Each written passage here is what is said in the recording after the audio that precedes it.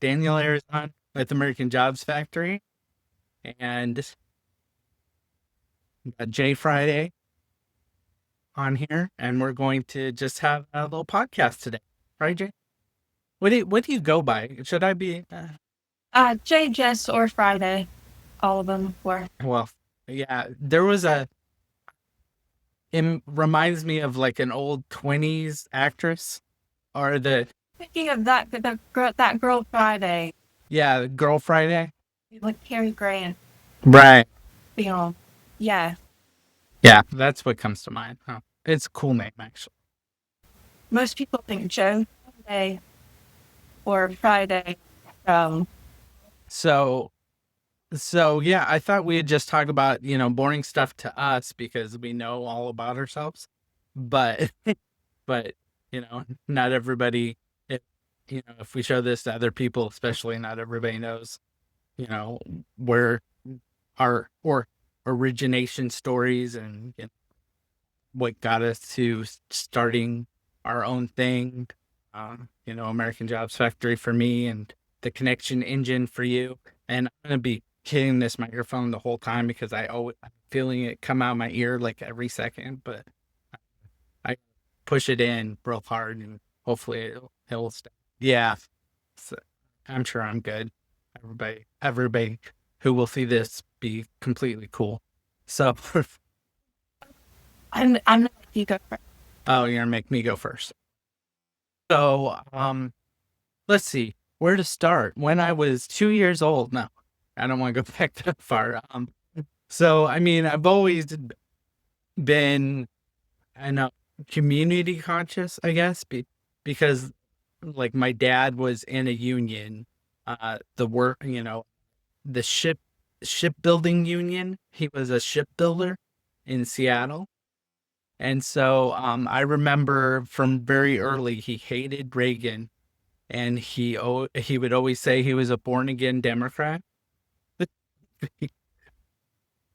A born again Democrat. I don't know. He was trying to be funny, but he hated Reagan because Reagan had done something to the unions, and he had voted for Reagan originally, and so he was very upset at Reagan for not supporting unions.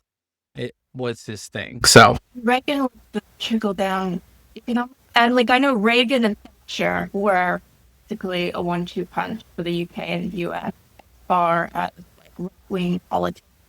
right. The message differed from the actual result. Yeah. I think we should start with you I because I hear the accent sometimes, but then I'm like, well, no, she's from here in America, and then I know you were in England and The Maryland man for about 10 years. okay, but yeah, I'm American. And you, uh, this stuff with yeah. I mean, growing up, I was never like in politics, but I was always very conscious of politics because my dad would have the TV on 24/7 and he'd be watching news. And he was a very present person. Like when you would get it's not like he would be like he wouldn't be distracted by the TV like if we were doing something or if we were spending time together, but he still had the TV on or he was playing a video game, most of the time very very distracted in his life. But he the thing was he every from even a young age he was never working because he got hurt on one of the ships. He flipped a disc in his back, and so my whole life he was at home and he was never left pretty much at home. So I grew up with like a present father in my life the whole time. Like I couldn't get rid of him. It was always there. And so it I don't know. I feel like very blessed or it was unique because, a lot of kids like I know my cousin never saw his dad from like 10 to you know, 17 or something because his dad was always at work. Well, my dad was always home. I always could count on him for anything because he was there. because he was on a ship and he got hurt on the ship. And because he was on the ship, he got workers' compensation that he could count on basically for the rest of his life in the union. So he didn't have, after that, he didn't have to work. He's in constant pain.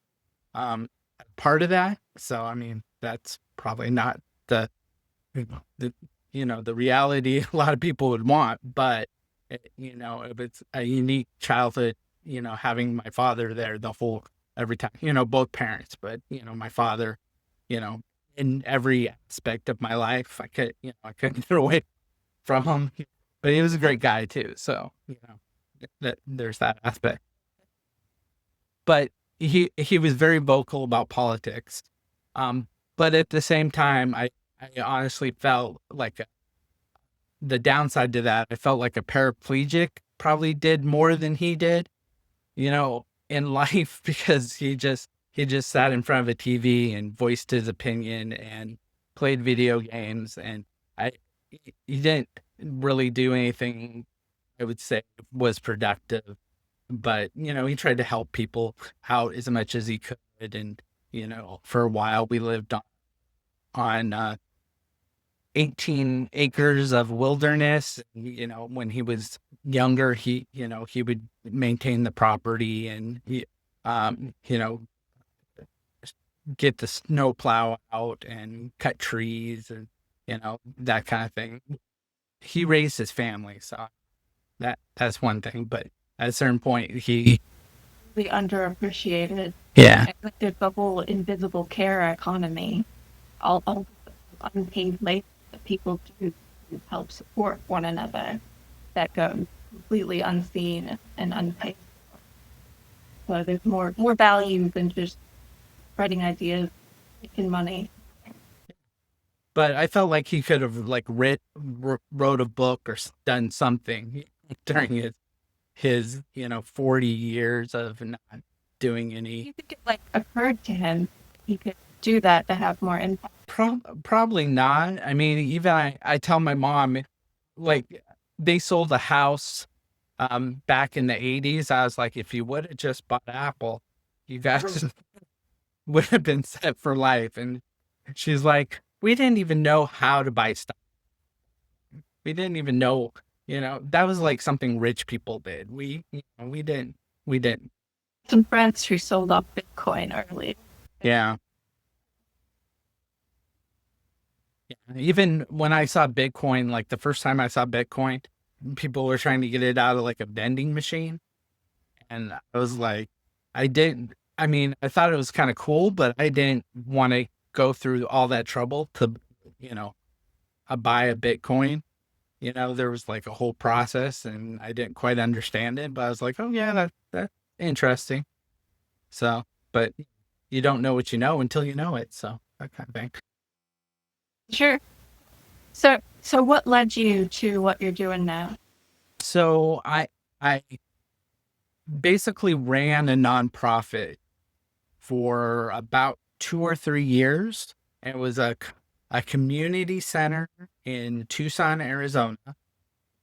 And it was probably the most rewarding experience that I ever had, because we had the nonprofit already, well, the community center already had a program where they went ahead and they fed the community. They had a free food program in the morning, and that was part of the nonprofit. And so I would wake up, every morning and hand out food and usher people in, and then we would clean up for the income. We would clean up parties. People would book the hall to have parties, and then they pay us like $200-$300 to book the hall, and that was how we basically would get our income, and then do the food program. And we would pick up free food from the grocery stores, the expired food from the grocery stores. Just give it to you for free? We worked out agreements with them so that they would give it to us free. So all the food that we received was free from grocery stores and the food bank and things like that. So and then we would hand it out. It was very rewarding. And then I kind of saw how the nonprofit world worked. And then, through kind of looking at like what, my brain's always thinking like, what is the biggest problem? And I always been, in my mind for, years that one of the biggest problems is that people always complain about their jobs and the man and, how, billionaires are getting richer while everybody else is getting poorer and that kind of thing. So I've been, in my mind trying to think, well, what is the solution? And I came to the realization is it has to be like a workers' movement to change things because of the unfairness. And so understanding the nonprofit world, I just realized that like for my organization, a nonprofit would be the best like avenue for my organization. People will like if people hate their job. Yes. And Yeah, people will go work for free for charities and nonprofits sure. for years. Right. Because they love this person and what they're doing. Which I appreciate.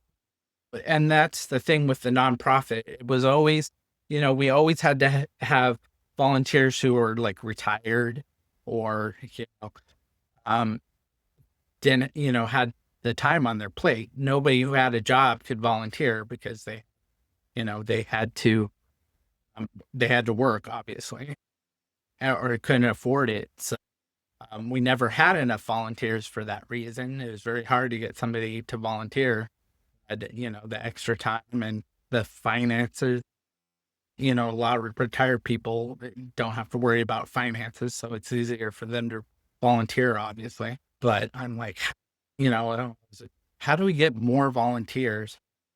And I worked for Citibank for like less than 2 years, and they would give a community day. They would pay their employees could be paid once a year to volunteer in their community and get full pay.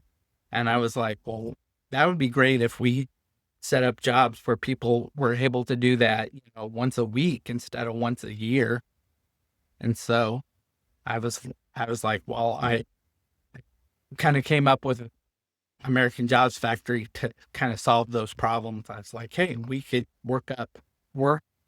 start a business where people get paid once a week to volunteer instead of, once a year. So all that was in my mind to start American Jobs Factory. And so can you explain, well, while we're here on American Jobs Factory, can you explain the model and how that works? Sure. So I tried to come up with the most complicated model that's it's fine.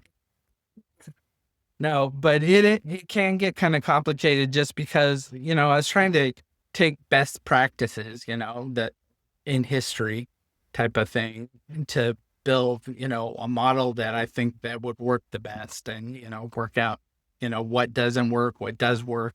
And, everybody complains about capitalism. Capitalism is crushing our society. Capitalism is what's wrong with America, and, I looked into, the philosophical, capitalism versus communism, socialism, like, well, why do people hate socialism, capitalism? And mainly people hate socialism or communism, not because of how the system is supposed to work, but it's the authoritarian, factor of it. It's that the power is centralized. Okay. And so that's why they hate it, because, nobody wants to be bossed around, obviously. Volunteering is one thing. Being bossed around is another thing, right? And it's an American feeling like nobody tells me what to do, they tell me, you, you better be my girlfriend before I start listening. getting told what to do, you know. Yeah. So that's the problem. And then I realized it's because when power gets centralized, and when our founding fathers set up our Constitution and American government, they were very aware of that. They didn't want centralized power. They're like, how do we break this up into different power centers that people have to work together and it doesn't get centralized? And that was the idea of how the Congress and the House of Representatives and the president it's supposed to work, is that there's no centralized power. And so and then when not until this year, when I was fleshing this out more, that I realized like co-ops are a great use of decentralizing power, because we set up this representative government in America, but we didn't think of like doing that with our businesses. Most businesses are a kingdom business model, I love that. You nailed it. right? Or a communist business model, right? And so no one said, oh yeah, we should decentralize business as well. And businesses do provide great value. And capitalism, when capitalism is defined as an agreement between two people where they both feel that they benefit, which is one definition of capitalism, that not the bad definition, obviously, that is a great model. Obviously, you don't want to exchange value under pressure or being lied to, or something to that effect. You want to be right. And that's and then looking at the mind, that's what everybody is going for, like a positive future for themselves. They want to see a positive future in their life, and they're envisioning it. And when somebody pitches them a positive future, then they're, kind of amenable to go towards it. And that's why when people lie to you, it's so frustrating. And that's why, even politics or a salesperson lies to you, you get so upset because they're pitching you a version of the future that you're happy and can get behind, and then it doesn't happen. So going back to businesses aren't set up to decentralize the power. So co-ops are exactly like that. They decentralize the power. It's more democratic. People have to get together.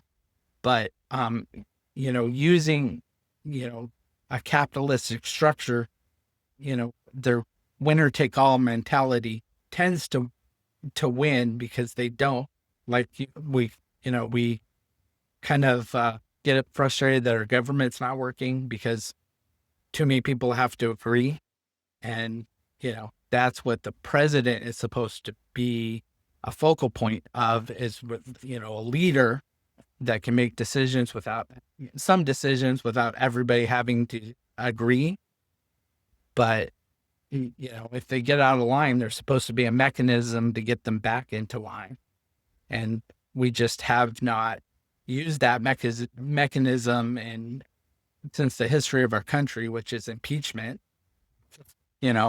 So in a business or in a business entity, we have to be able to set those kind of decentralized power functions better.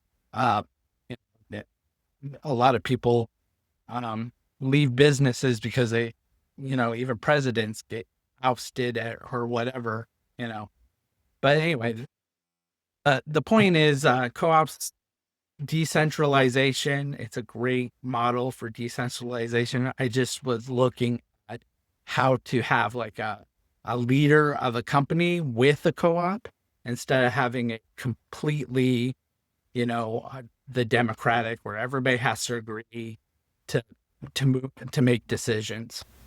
The responsibility.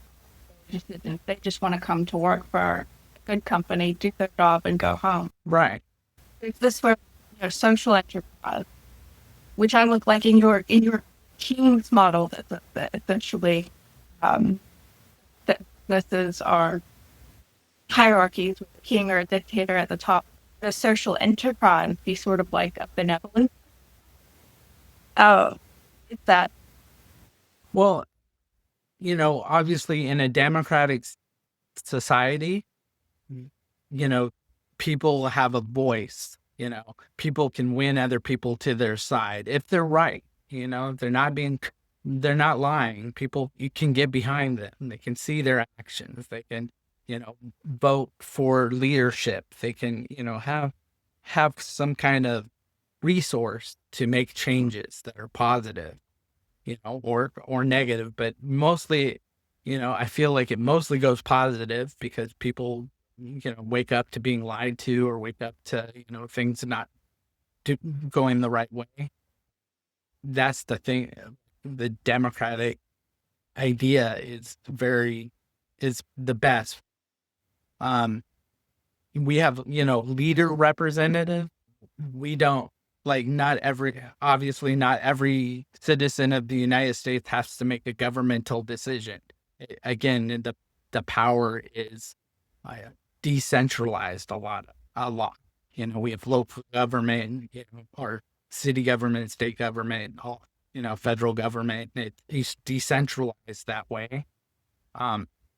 But the businesses usually, it's the board, or the president or the CEO and the board make all the decisions, and then employees don't have, a say. And if the board and the CEO says, "Hey, we're moving our jobs to China or whatever," that employee, that's what unions are typically for.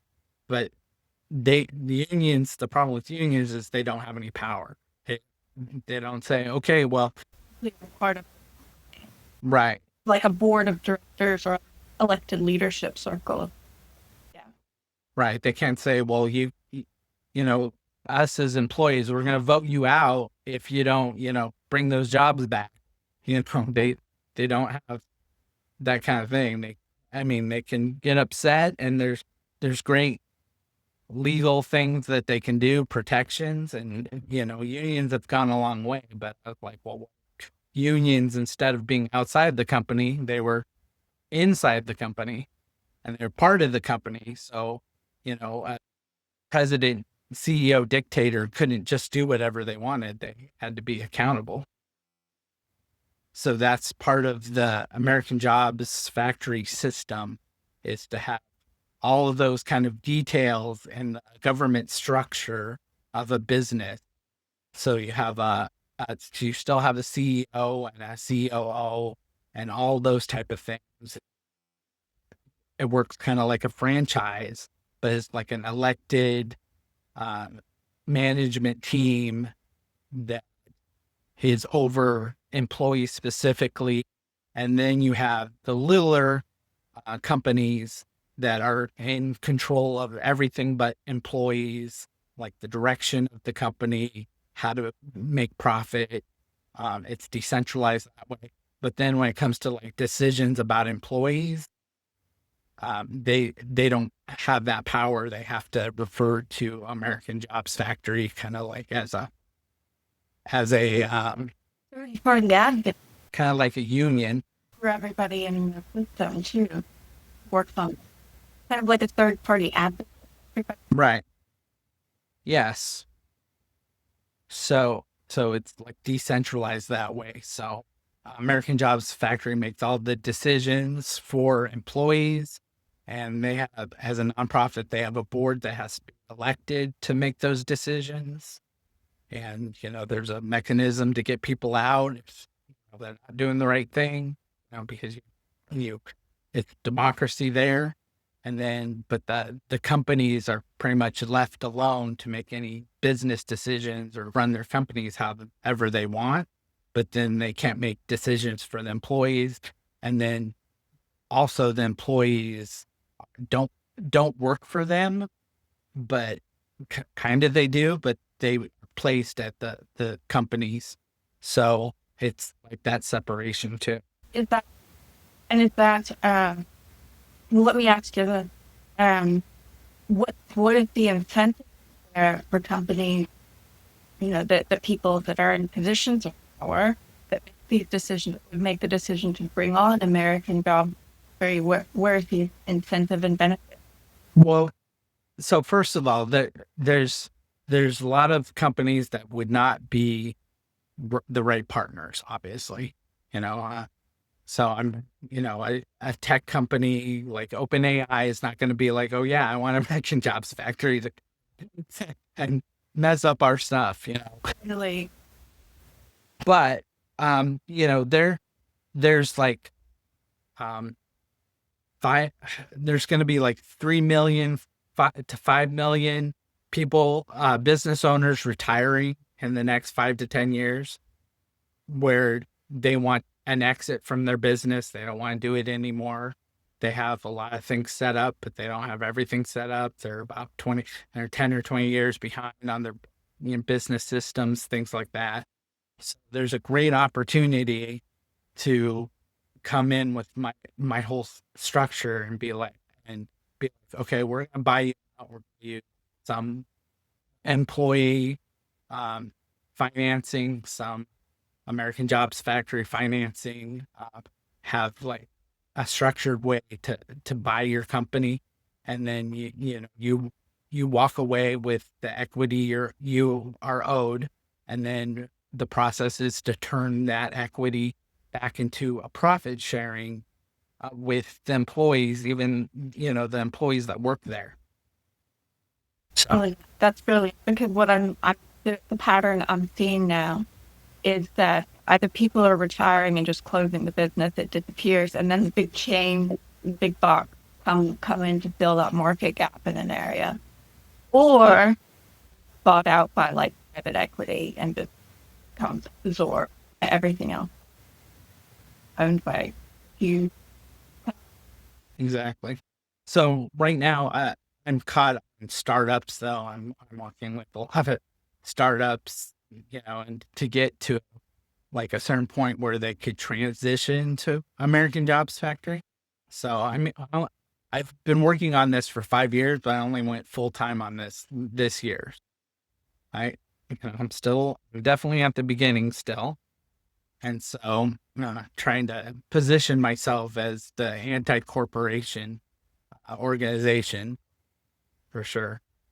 But I'm in a meeting. Do we need to? No, I told my mom, I'm at my mom's house right now. I told her that I was gonna have a meeting, just so she knows.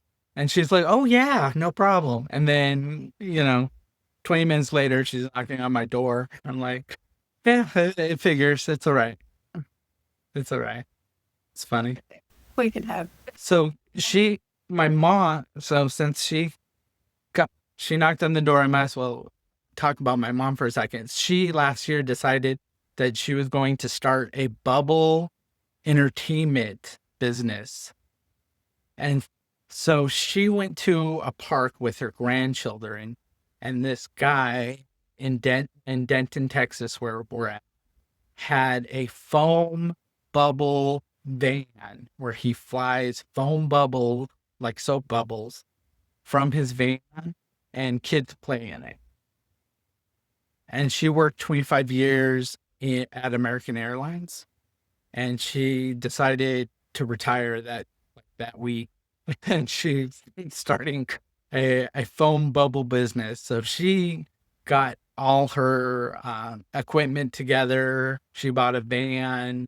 She got it wrapped. She put she got the solution and everything like that. And today she had her first paid party. So, which was on a discount. It was like 200 bucks for a half an hour, what the thing is. So I'm working on a marketing campaign, because that's the only thing she missed doing when started, she's like, oh, I need to like tell people about this, which a lot of people kind of miss that step. And I miss it all the time. So I understand. Give them a little cut off the top if they were very Right. active.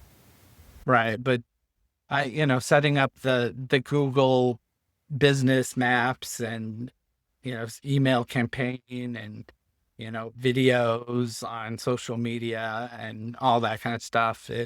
Even paid ads. Like, she was like, both of us were like, oh yeah, we should have done this like 3 or 4 months ago. But again, you don't know until you know. Yeah. So that's where I am. So yeah, that hopefully that will be one of the American Jobs Factory businesses when as it does more business. Businesses have to be at a certain level, right? Yeah. I want. What you're doing makes sense. Right. For me. Yeah, exactly. I mean, she doesn't have any employees, it doesn't make sense to an American Jobs Factory entity, right? So, yeah. And what is the cost to a company over time? Like what's the bottom line? So, what cost are we talking to be an American part of the American Jobs Factory? So the model is set up with equity sharing, but it's profit sharing. So American Jobs Factory is going to take 25% of the profit as a management function. And then You've done better. You do better. so that's why it's technically a co-op, because the model is to give the 75% to the employees, as like if we're taking over a company, it's like a slow rollout where they buy the equity back from the owner of the company who's ever selling it. If it's more of a startup situation, it's a little bit different, but not much, because a startup has to get to a certain place and they start giving over their equity transition. But it's not there. But it's profit sharing, and so it's not really like employees won't own it like maybe a co-op.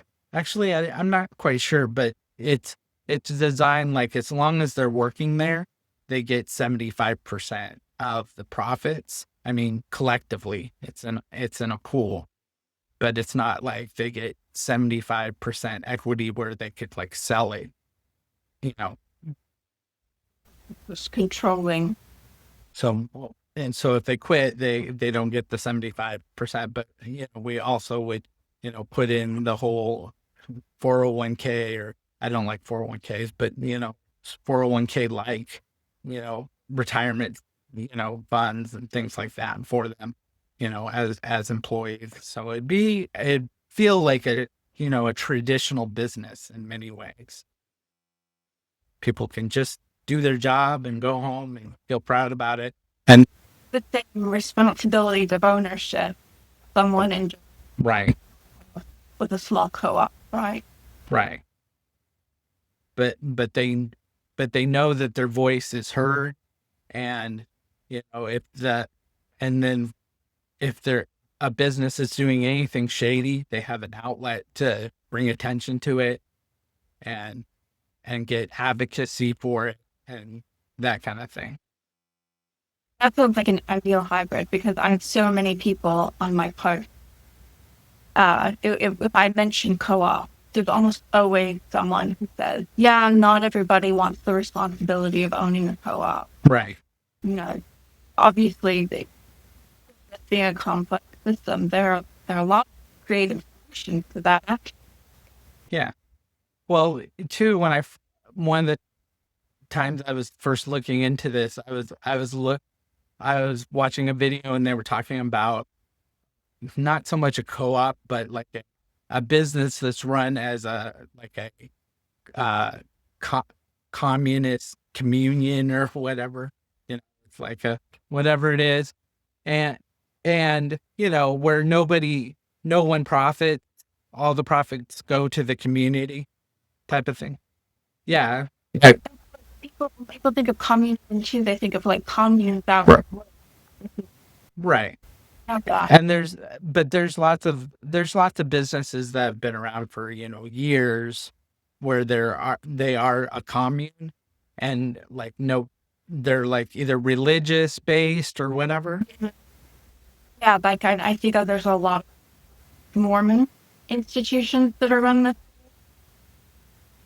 I just know like there's I this one specifically was like 100 years old or something, where they all work and live and raise their families and whatever, but nobody has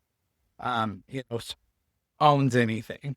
It's all like given. It's all requested and given to them based on need and whatever, and they work every day, and nobody gets paid more or less. They get paid all the same, and no one, can choose where they live. It's basically has to be uniform. And anyway, I saw that whole thing. I was like, well, if that's the opposite, I hate that. I don't I don't want I don't want to be like, I can't, do better or achieve more if I wanted to. So yeah, and this is more like, you get options to. I want it more democratic, but the whole idea that if you work hard and you work harder or come up with a better idea, you too can be successful or more successful, or it depends on, what sacrifices or, choices you make. I'm like, yeah, that's kind of, most people I think want that, you know, you, you know, That's sort of the argument for UBI too. Everybody flying. If you want to do more and achieve more and get rewarded more, right? For your contribution to society. yeah. I'm actually, so have you heard of Andrew Yang here in the United States? Yeah, I've known about him. Yeah, I don't know what he's up to lately, but Yeah, I do. I do because when he started to be president, I went to California right away to his first rally there. And then I followed him throughout the United States, and basically until he dropped out and did like a YouTube channel about him. So that's when I was, yeah. Yeah, it's still on American Jobs Factory. I haven't like done anything more basically since then, but I have a few more videos. But yeah, so that's when I was introduced to Universal Basic, and that's right. And people learn to popularize. he did here in the United States because I hadn't heard of it, and most people I don't think had. It didn't seem like Buddy before his run for president. Exactly. And he had like 32 different things that he was running on, which were kind of brilliant for, changing our democracy. But UBI was just one of those.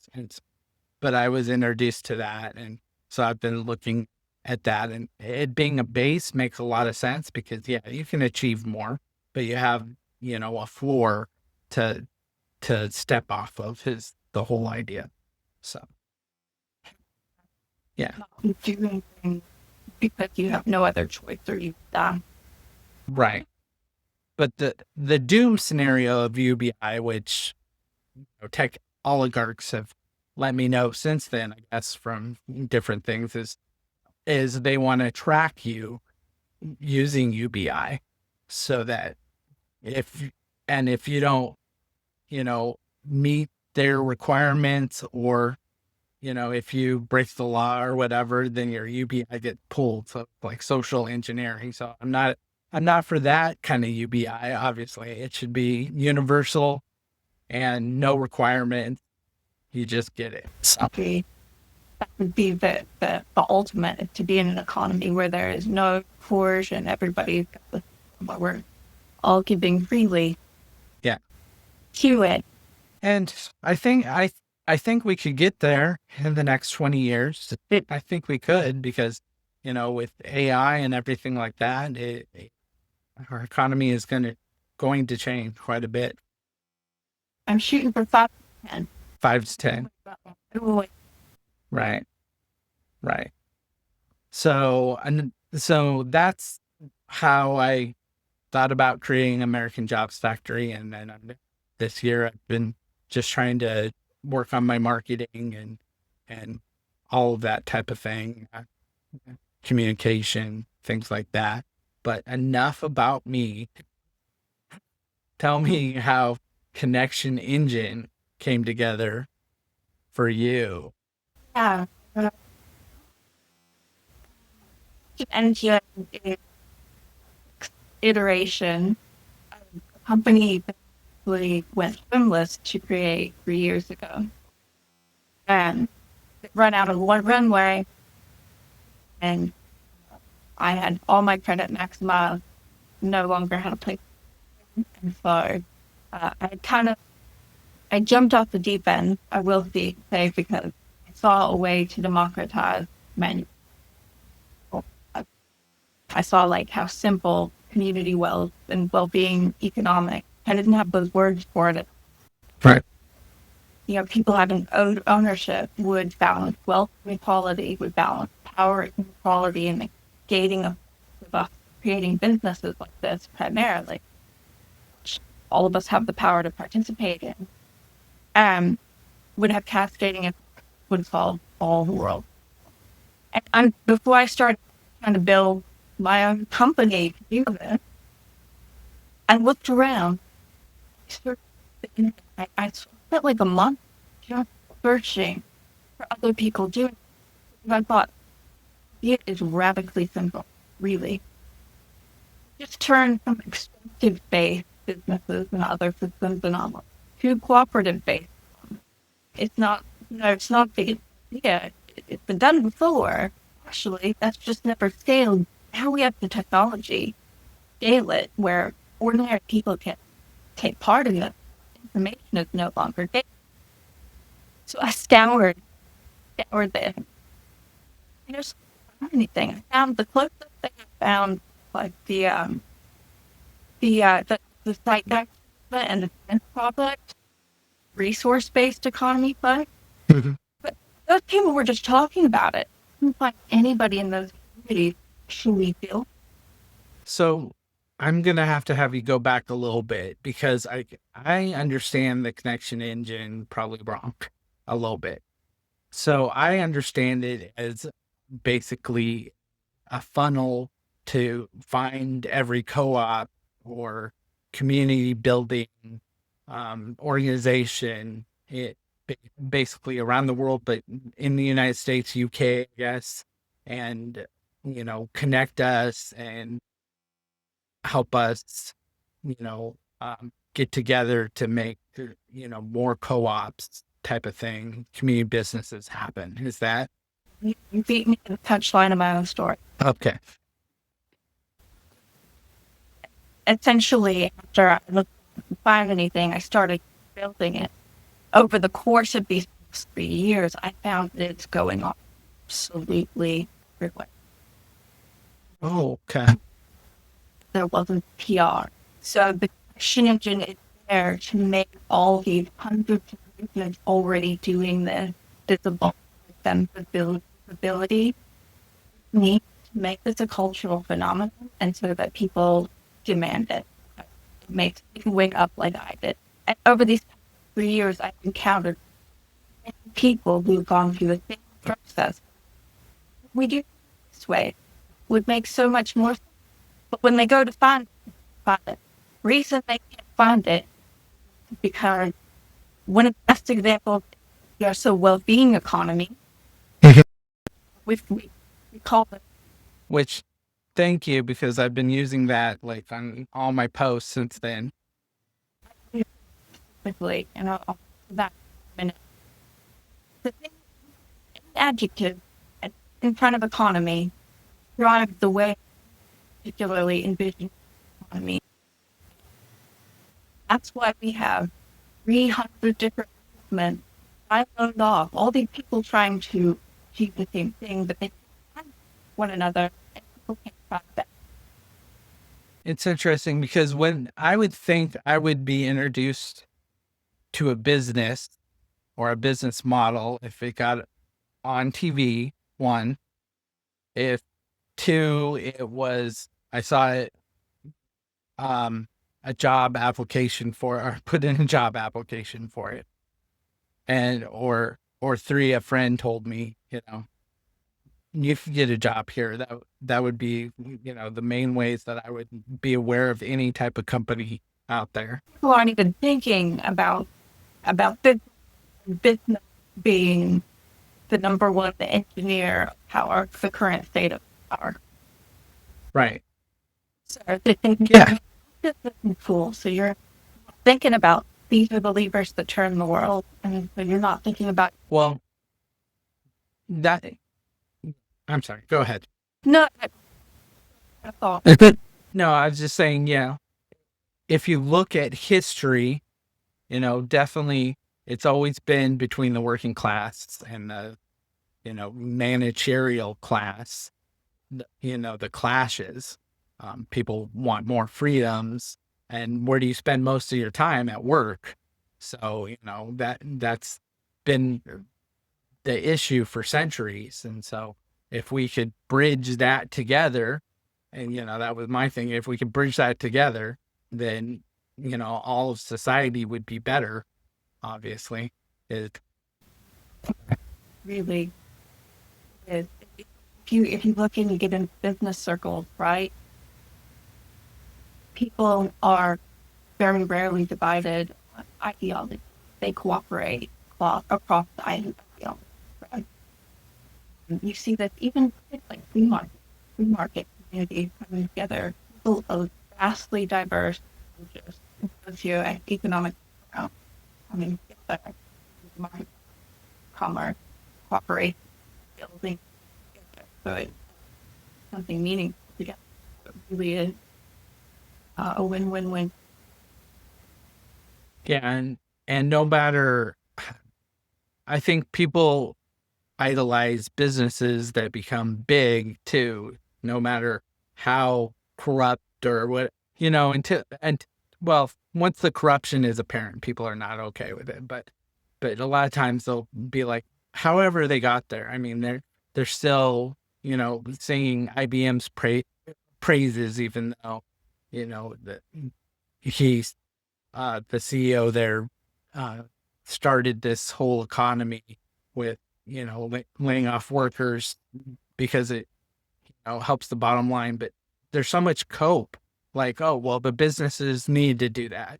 So if if we can grow even, one huge business that is like community owned, I think the whole culture would be like, well, good for them, They're not going to be like, oh, but they're communist, or they're socialists. I think they'll just be like, oh, they're making money and they're supporting workers, good for them. Because like public supermarket is a co-op, and people love that company, and I don't hear like, oh yeah, but they're a socialist company. No one cares. They're like, they give people jobs and they do right by their community, win-win. So You don't care what your doctor's political belief right. in your life in the emergency room, right? Right. People care about the value that you're actually able to provide. I don't ever hear that Steve Jobs was an old man, but people laid down flowers outside his door. Right. That Right. Because he made a product everybody loved. That was but he was a phenomenal storyteller. That he to shape and mold. true. Yeah.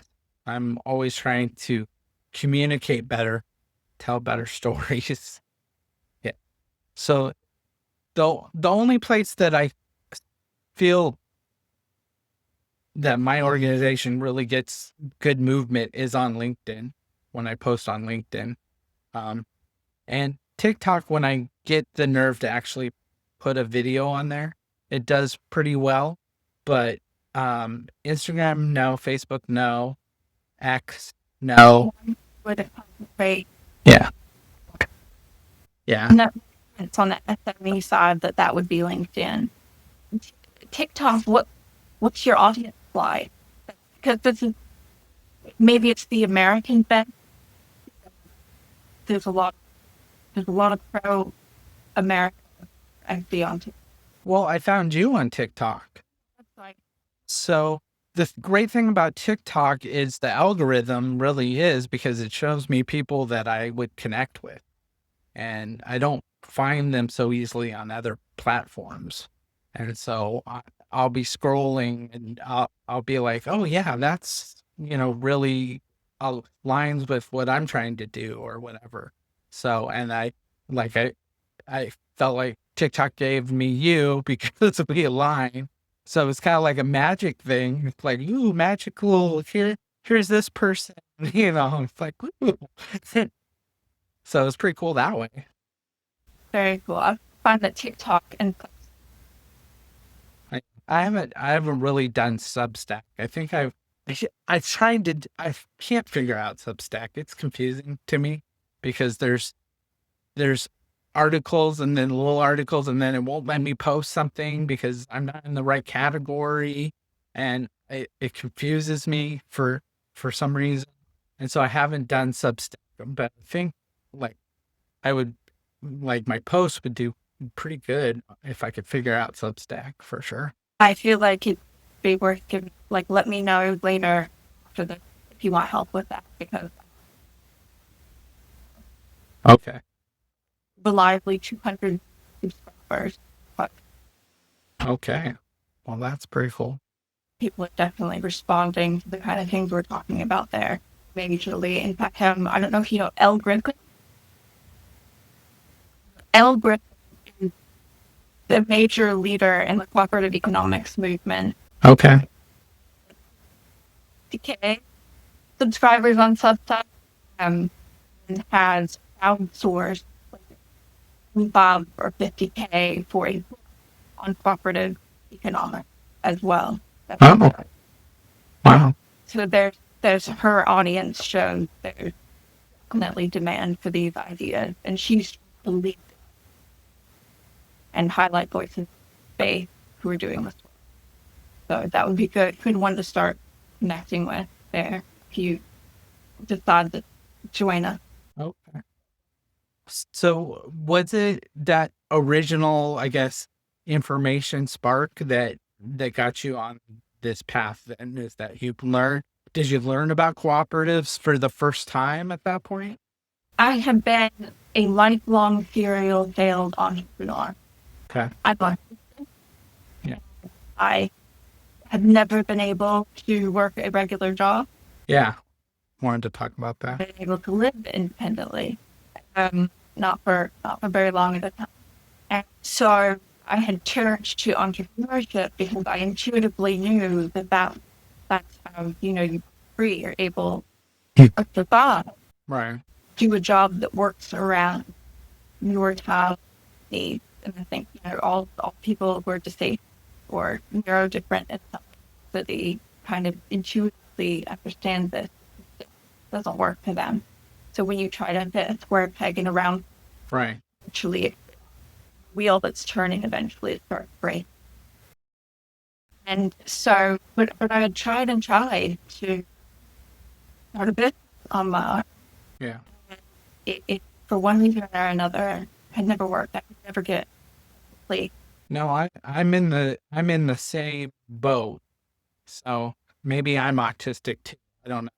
But I definitely don't function like a lot of people I've run across for sure. I think very many people, like I think a lot of us are really just seeing I don't think the system works for very many as a percentage of the population can get grind most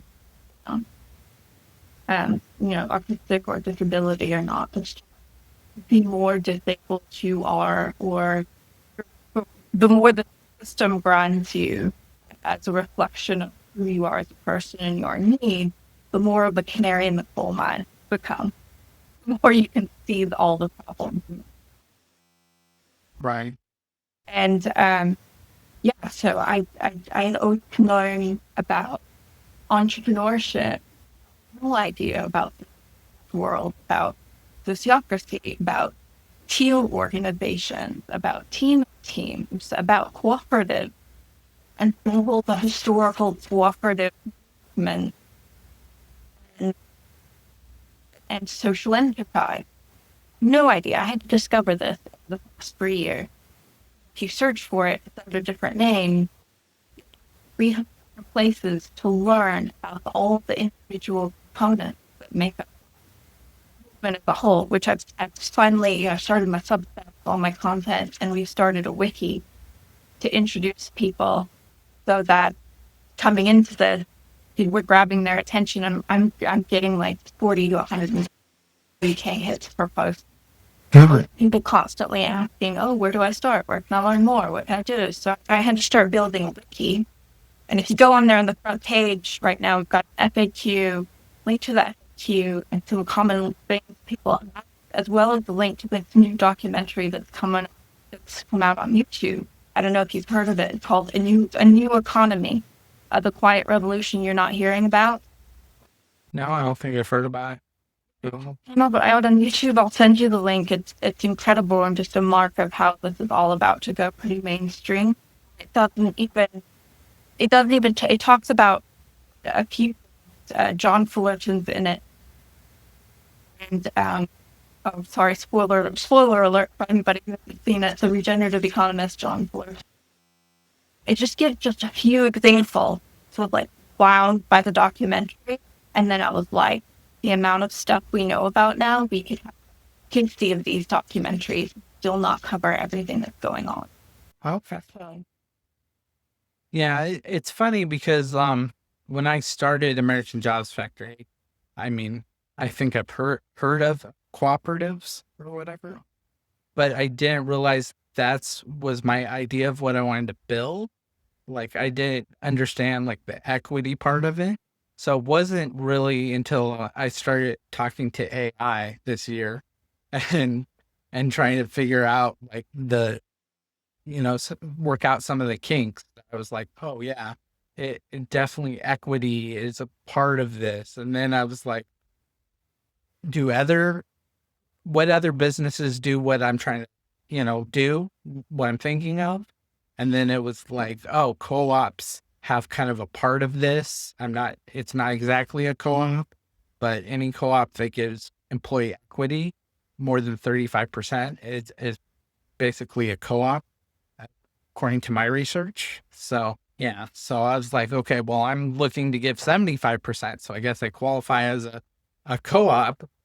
I didn't know, I have a different structure from, I guess, a traditional co-op, but having employee equity is considered a co-op. So, I still don't know a lot about co-ops, I would say, even at this point, because I didn't know that's kind of what I was building. So, yeah, AI for that tells you so much that you didn't know you didn't know. right. I'd be entering my things that I had found intuitively, and that would tell me, person wrote a book about it. A whole world of scholars who've researched this already. They've done all the groundwork. That just backs me up, and I don't have to do that. Right. It's a process of discovery, right? Find all these things and to really understand them. So, what connection and aim to do, one of the things primarily is to speed that up for people. So I don't you heard of Michael? No. He runs this media company called Antidote, which is creating media that shows the story of people who are building this alternative economy worldwide. And marketing is, it's advertising and marketing. He's done like research with universities and stuff. He has come up with a proven way to tell stories that instead of people watching, doom scrolling, they're watching YouTube and saying, oh, that's interesting with their law. Mm-hmm. Media, instead of them having to hear it, 20 times, get thing before they can act on it, media comes across in a way that gets them to feel confident taking action, and this is going to work. And more of us producing media and putting out there, not only are people getting the download more and more, but it increases familiarity, bias, and authority for what we're doing, which reinforces people's desire to dig deeper and uncover this entire world. Yeah, that's the thing I would have to say at this point. I'm not, even though I'm aware of the connection engine, of course, I signed up right now for the free account, but I haven't figured out how to tap into your resources at this point, I guess. On the wiki. Everything on the wiki. It's on the wiki. And I've got some people that have helped me open the Discord for people that have further questions, need help getting started. And I do a lot of helping get started manually myself. Okay. In the comments, help people who want to get started. There's so many resources there you can just point people to. There's just a handful that you can point people to where they can get started. And the truth of this is just learning business is one of the best things they can do, and those resources are everywhere for you on YouTube. Right. Apply cooperative model instead of Yeah. So I'm going back and forth, but I just learned with that I wanted to put like something specific that I learned on a YouTube video and put it like into like a business process. And usually what I do in the past is I put it on times 75 speed and try to watch the whole video and then, take what I needed from it. And then I just figured out that I could just copy the transcript and put it in my, I can say, I want bits from this video. And it it reads the whole thing and says, okay, let me give you a plan for this. So I'm like, oh, this is so much easier. Yeah. So. Unfortunately, I think if you enter community wealth or well-being, economics, and AI, try this. I think that if you do well-being economy, that it's just going to give you like the Well-Being Economy Alliance, which is only a tiny part of the picture, or community wealth building, which is also a tiny but important and vital, crucial part of the picture. But I made a prompt for funding well-being economy minded initiatives near you on my Substack that people can copy and paste. So in the prompt tells the AI to look at all these are all contributing to the whole. That kind of, and back to that, you don't know what you don't know thing. So that was my other question. Is there a directory? Do you have that yet of cooperative businesses? The wiki, that's what the wiki is for. Okay. So it's just I've had different versions of it and put it back up, but I just this week republished it. It's not perfect, but you can actually go on there, see the whole list of 300 movements, the link to that documentary, the FAQ, and I've started adding, I feel like people about the Colorado Drivers Cooperative, the popular one when I post about it. People love that story. Also, Commonwealth Grocer on TikTok, so you know about Austin Lee. And do you know that story? Sure. No, remind me. I might have heard it, but I don't know. Austin Hadley posted a TikTok video because he's in food distribution, telling people how to club together to get their cheaper. Oh, okay. Viral. Over 4 million views.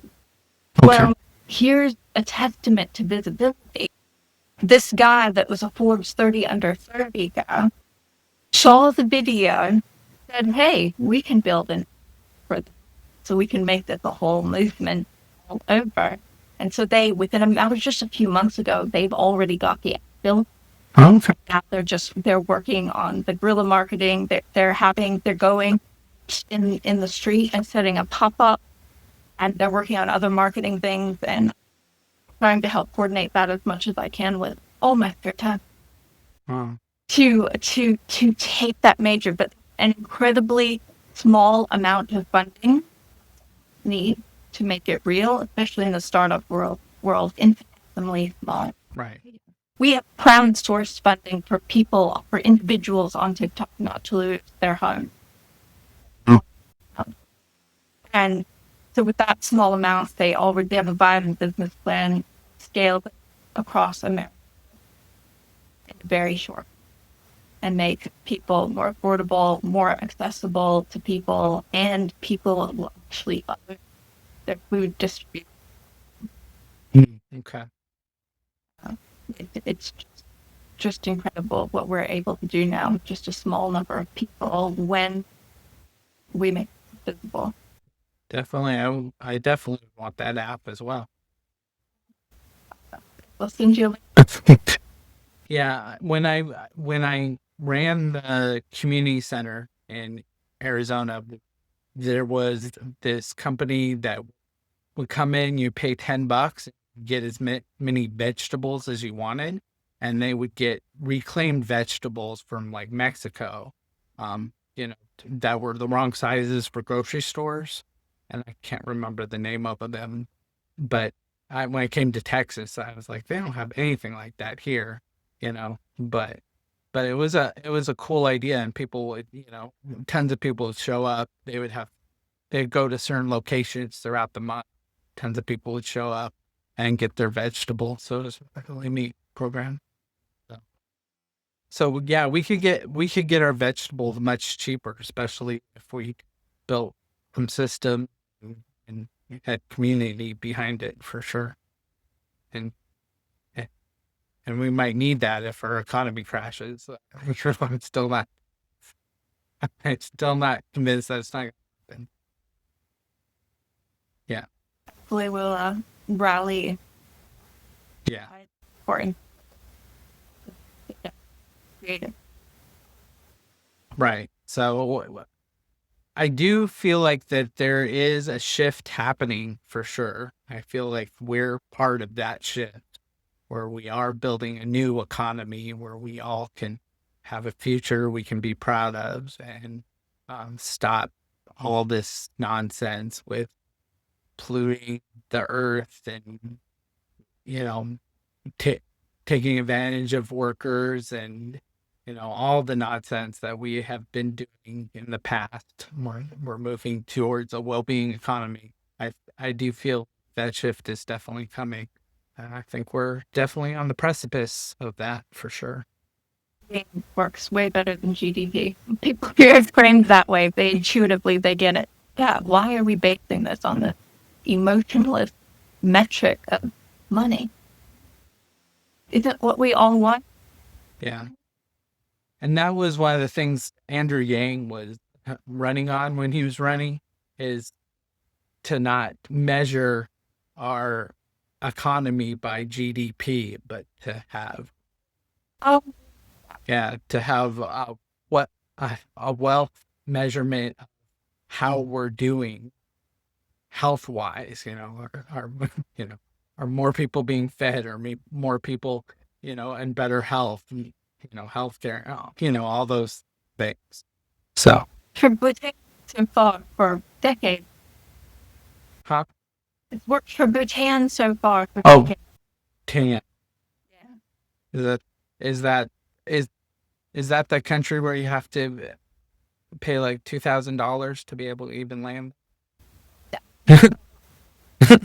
We're one of the first companies to adopt something from. Well, that's a company. He is their metric. I'm sorry, country. Okay, country. Yeah, that's what I thought. It's a country. The Wellbeing Economy Alliance has been working to get more countries to adopt it.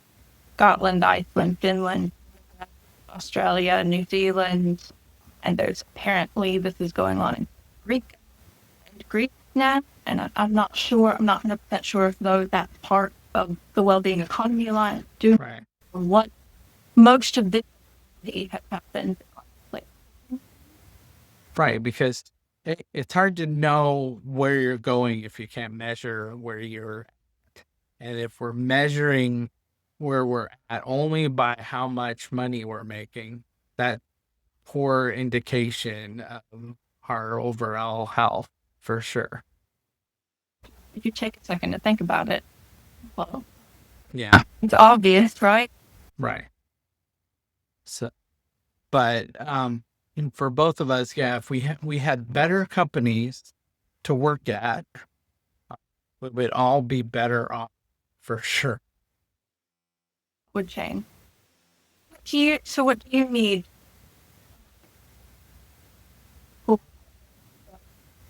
Well, I'm just, I mean, obviously a nonprofit, so take donations for sure.